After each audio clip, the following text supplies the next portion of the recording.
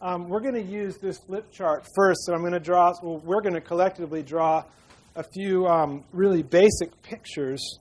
Our objective eventually is to come to a basic understanding of Pacific cyclonic storms, the big continental storms that sweep across North America in the wintertime, and dreaded nor'easters, the famous storms of legend that dump lots of wet snow, mostly the east side of the White Mountains.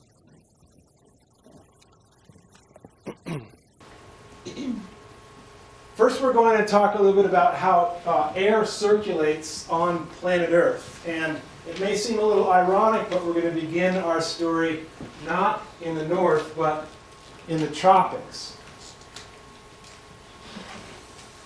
The way I tend to teach is to ask really basic, simple questions that are easy for everybody to answer. And the answers to lots of really simple questions create more complex ideas.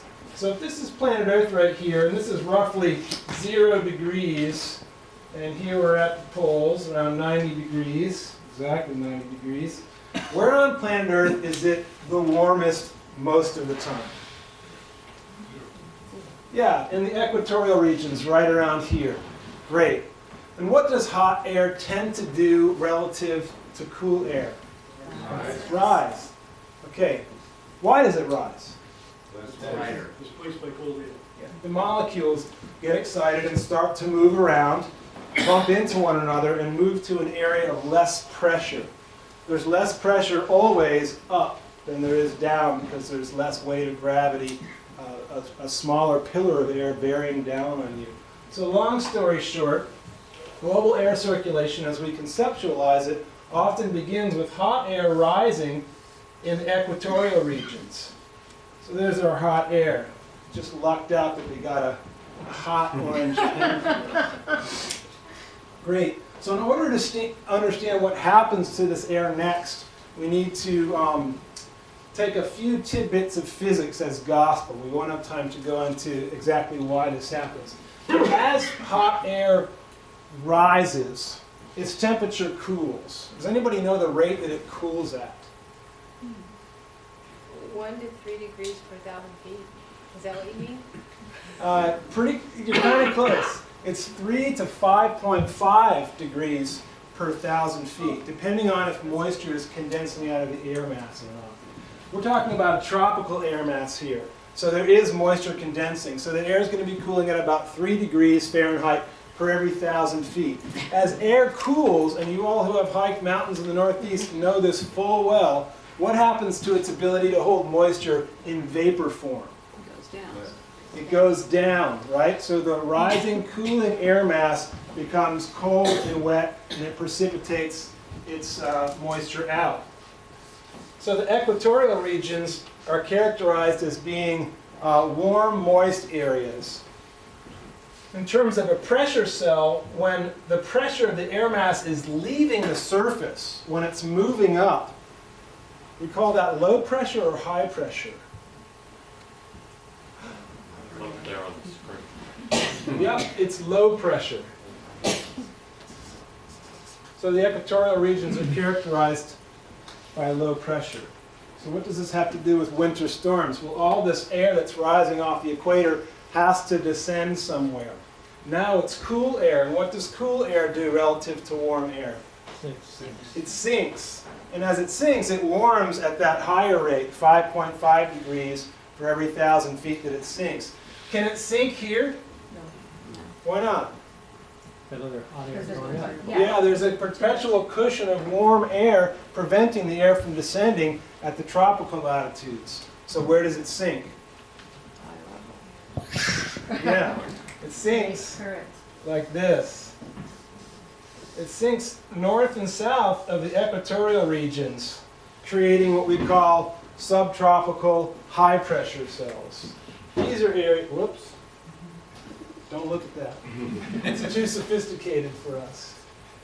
These are areas that are characterized by warm, dry conditions. Not coincidentally, most of the major desert regions of the world, the Sahara, the North American desert and all of its subdeserts, the Chihuahua and the Sonora and the Mojave, all of these are the result of subtropical high pressure cells. Okay, so we're still a far cry from the winter storms of the North Country. There's one other place that some of this rising air that originates in the equatorial regions ends up, and this is a little bit more of a mental stretch. Some of the air gets caught in the upper atmosphere and funnels down all the way to the polar regions. The atmosphere is thinner at the poles than it is at the equator. That's one of a variety of factors that contribute to this descending air at the poles. These high pressure cells are not as kind of massive or as great a pressure differential as they are in the subtropical latitudes, but we do get descending air at the poles, which is one of the reasons why we get deserts at the poles. Not hot deserts, but cold deserts with very little precipitation in many places. Great.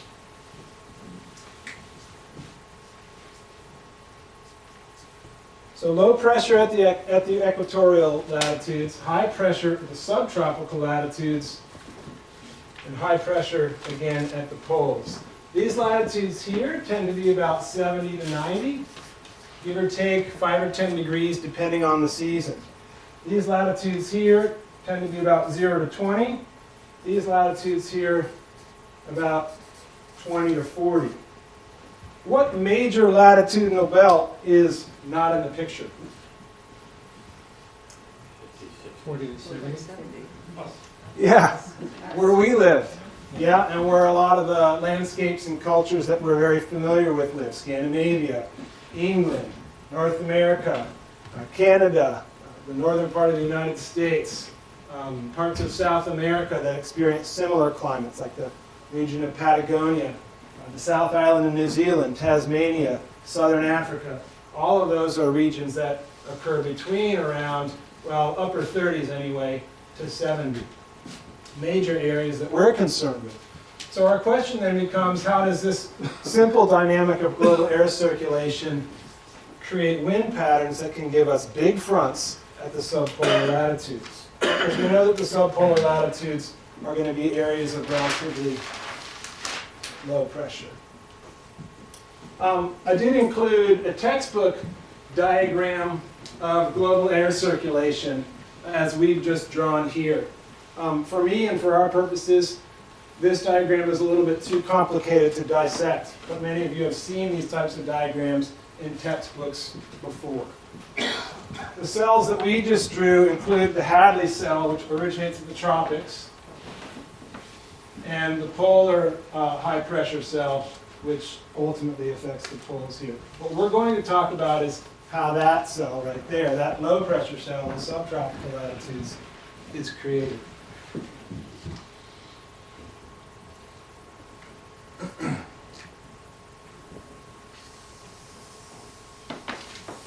Columbus Day happened recently. Where I go to college and where I teach college, it's known as Indigenous Peoples Day. But Columbus did do one great feat of navigation. He knew about prevailing winds. He was able to basically take the tropical trade winds over to North America and then eventually sail north and take the westerlies back. So let's find out a little bit about that.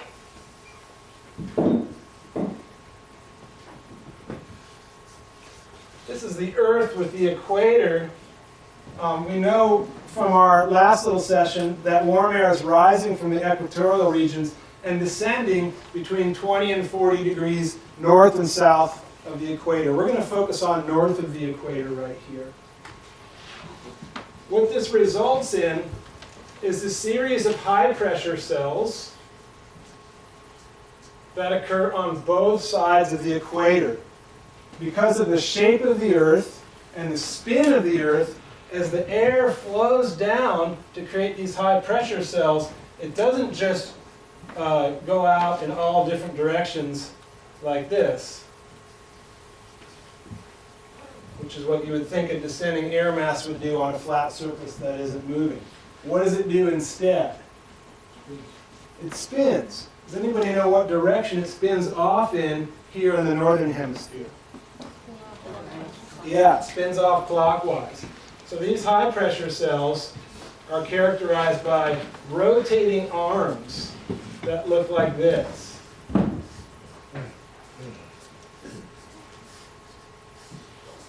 In the southern hemisphere, the direction of spin is the opposite, but the end result in terms of global wind bands will be the same. It's these high pressure cells that are responsible for 2 of our 3 major wind bands. In the tropics, between 20 and 0 degrees, the prevailing wind direction now is going to be from the east. So the wind's going to be flowing in this direction.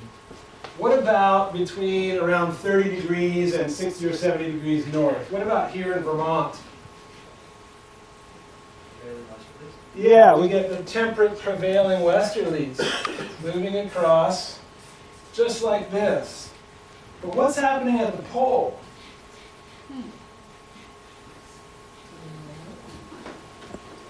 The air mass that's falling down at the pole is a high pressure cell, right? So what direction is it going to rotate in the northern hemisphere? Clockwise, which means it's rotating like this. So the polar wind band is an easterly. This is something that we're going to experience kind of north of 70 degrees. So the question then is, what happens when this westerly that's in the temperate latitudes and this easterly at the polar latitudes meet and collide? And we are going to get to some funky pictures up here, satellite images of what that looks like. But let's understand it conceptually first. What happens when an arm of this polar easterly collides with an arm of this subtropical? Yeah, we're going to end up with a cyclonic storm, because what temperature is that relative to that? Yeah, we end up with a classic front here, where the relatively warm air coming up from the subtropical high meets the relatively cold air coming down from the polar easterly. So whenever we get 2 air masses, a warm one and a cold one that collide, one of them's got to move. And in this case, we know this, which one's going to move? The warm one, because hot air does what? It's going to rise. It's going to go up like this and cause a low pressure cell all the way across the subpolar latitudes, called the subpolar front or the subpolar lows.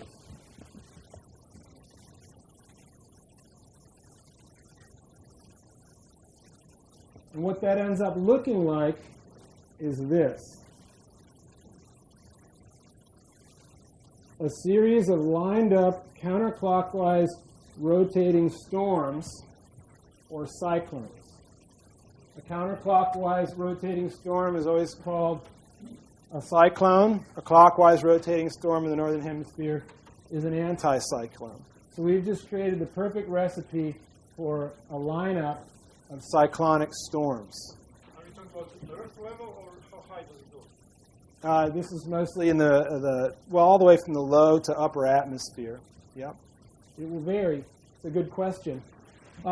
Generally speaking, this area right here can be thought of as the winter storm window. During the summertime, when the polar high is relatively weak and the subtropical high is pretty strong, the window is closed. It's pretty small, and most of those storms are tracking north of the Aleutians across northern Canada. In the wintertime, however, the strength of the polar high increases, and the subtropical high-pressure cells migrate south, and the storm window opens up. These become large, multi-day storm events that can track as far south as central California, the American Southwest, all the way across Oklahoma into the mid-Atlantic states. Those are the big whoppers. Those are 3 to 5 day storms. How does it work for the southern hemisphere? Same thing, but opposite? The pressure cells are rotating in the opposite direction, but the wind bands end up being exactly the same, right? So we still have easterlies in the subtropics, westerlies in the temperate latitudes, and easterlies in the Antarctic. But aren't they lessened because southern hemisphere has less land, so there's less temperature extremes? Yeah, totally.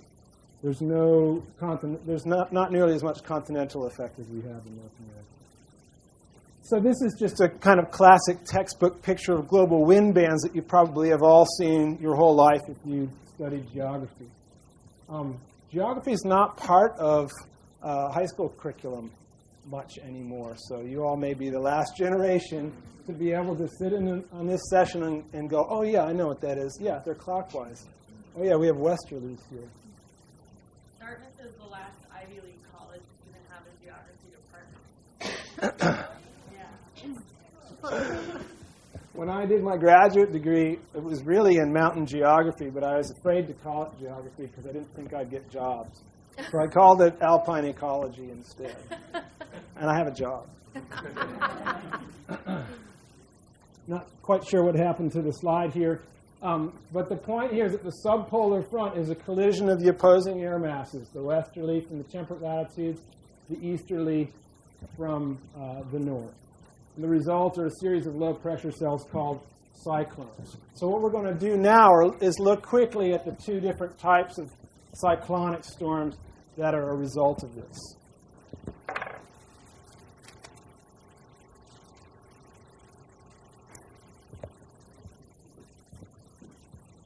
The first of these are Pacific storms. Pacific storms originate over in the Pacific Ocean. We're going to look at a picture of one in just a second. They move west to east across the continent, and they're influenced by land features. So let's take a look at what this means. This is the fun part. I know that people come to this event expecting to see fantastic pictures. I only have 3 pictures, but they're really good because they're taken from space.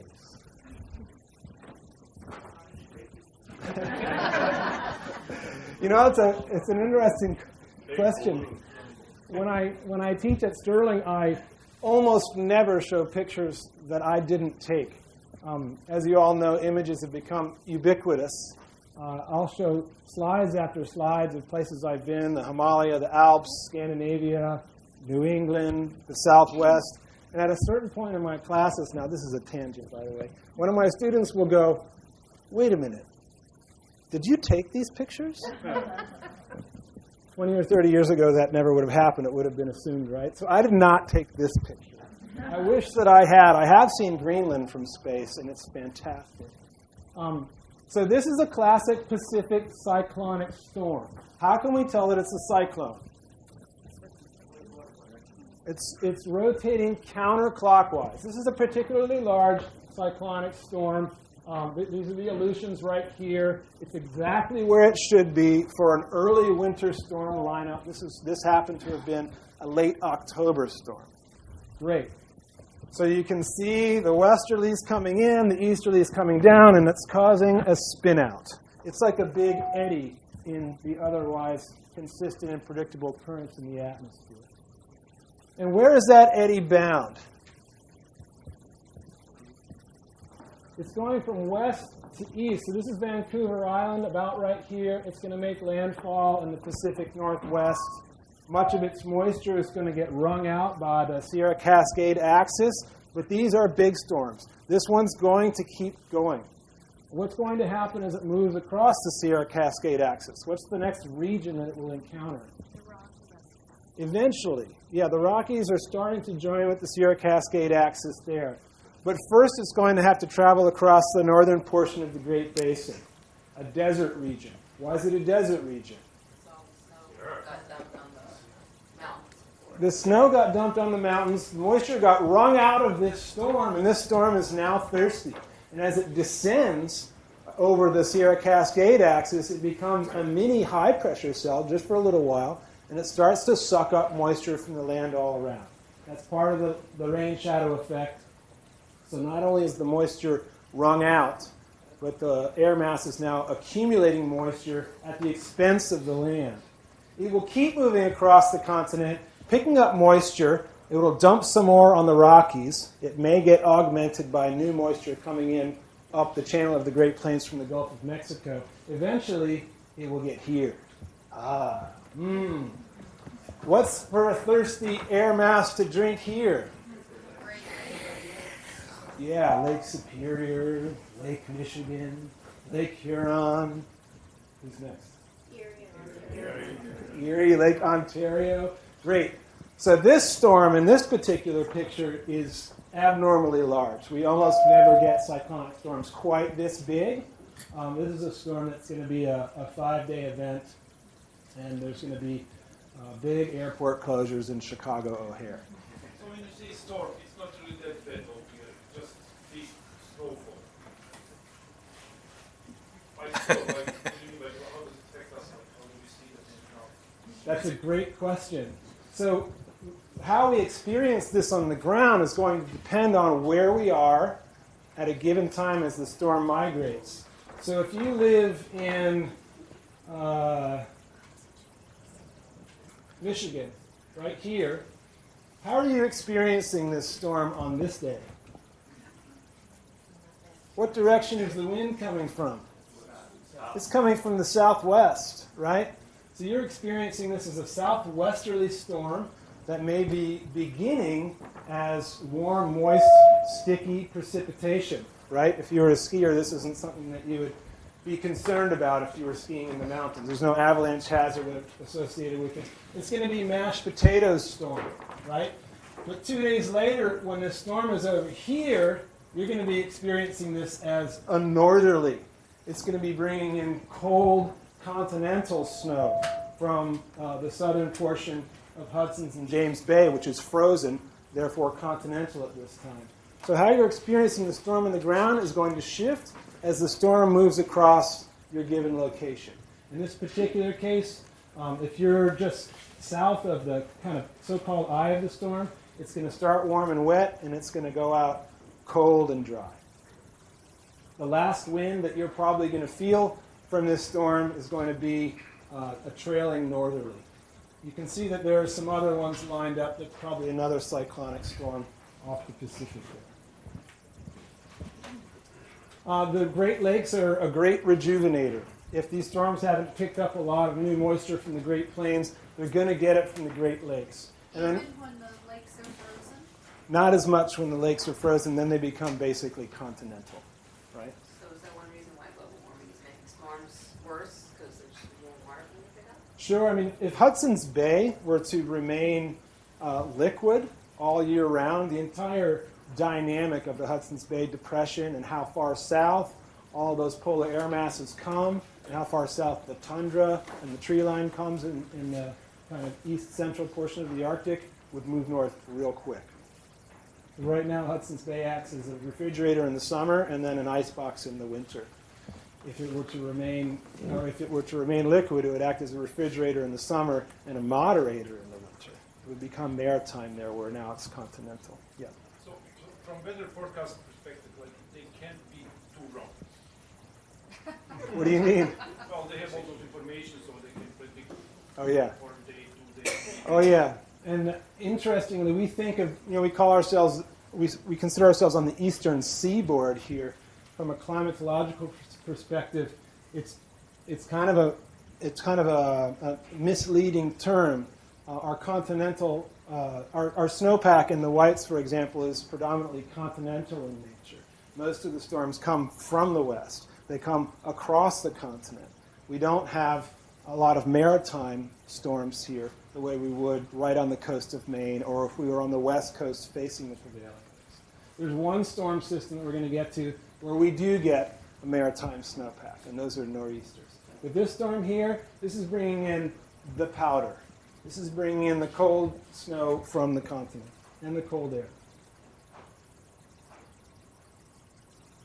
Nor'easters are different. They tend to originate in the Atlantic. Instead of the North Pacific high interacting with the polar easterly, it's the high-pressure cell around Bermuda that's sending up an arm that collides with the polar easterly. So a true nor'easter is born and raised in the Atlantic. However, you can see that a storm like this, if it's big enough and it survives long enough, can end up over in the North Atlantic and stall there. And that can act like a nor'easter as well. But a true nor'easter originates because of a collision of a westerly arm coming up. This is Bermuda right here, coming up from Bermuda and colliding with the easterly arm of the polar easterly. And then it spins off as a gigantic counterclockwise swirling eddy, known as a low-pressure system or a cyclone. What's the big difference between this storm and the one we just saw? Yeah. It's actually warmer. It's a warmer storm, and it's in very close proximity to its source of moisture. A lot of moisture can condense off of the Atlantic because the air temperatures are generally warmer. So it can just sit there and build and build and build and build. If the storm gets pushed a little bit in this direction, it's going to wallop Maine and the Maritimes for the most part. Where I live in Craftsbury, when I hear about nor'easters coming, I think about my friends in Maine. I think about my friends in North Conway. I think about my friends in Freiburg, maybe Gorham. We happen to be in a little bit of protection from nor'easters, so we don't get hit with them quite as hard. But what's the snow going to feel like coming from this storm? Yeah, big, wet, and heavy, right?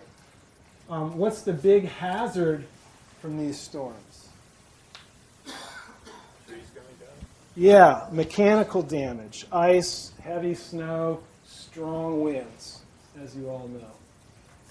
Great. So this is a maritime storm. It's coming off of and is influenced by seawater. It doesn't have to move over a lot of land features. It doesn't have to go up and over mountains and change its kind of micropressure as a result of that. It's going to hit, and it's going to hit hard, and it's going to be ocean moisture coming right at you. Since our weather usually moves west to east, what is it that's pushing the nor'easter to come back in towards the west? Is it just getting high enough to catch the easterlies? That's a good question.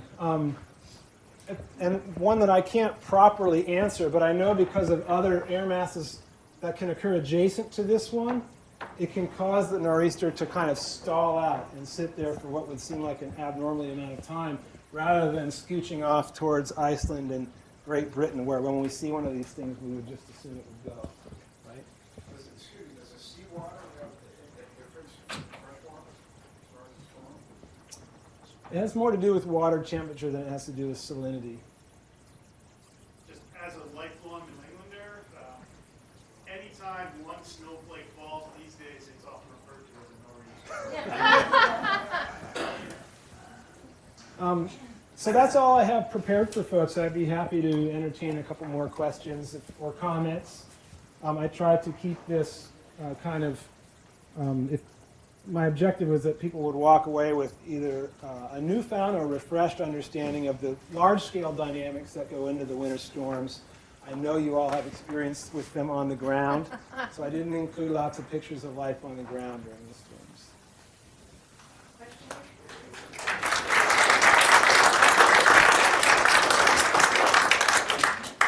With all the technological gadgets and abilities to study the weather, how do the broadcast media gets it wrong so much? Because nature is more infinitely complex than we'll ever understand. That's my philosophical answer. I'm willing to admit it. I think that's why we love it. I think that's why it makes it so exciting and thrilling to participate in. If we could predict it, I don't think it would be as fun to be alive. That doesn't really answer your question. One more, Bob? Is it realistic to believe in long-term forecasts? For me, it's a 4-day. 4 days reliable. Because most of these storms, especially in the winter, are about 4 days wide, and it's too hard to see what a cyclone developing around the Aleutians is going to do to Chicago until it gets... So no one can forecast whether this is going to be a good skiing season. That's the real question. It's kind of like forecasting an election. That's my house. That's great. You want it on? Yeah. A lot of forecasting, as I tell you, is statistics, and the computer has absorbed all the statistics. But you know, there are 3 kinds of lies: lies, damn lies, and statistics. So that's what they have to go for. That's great.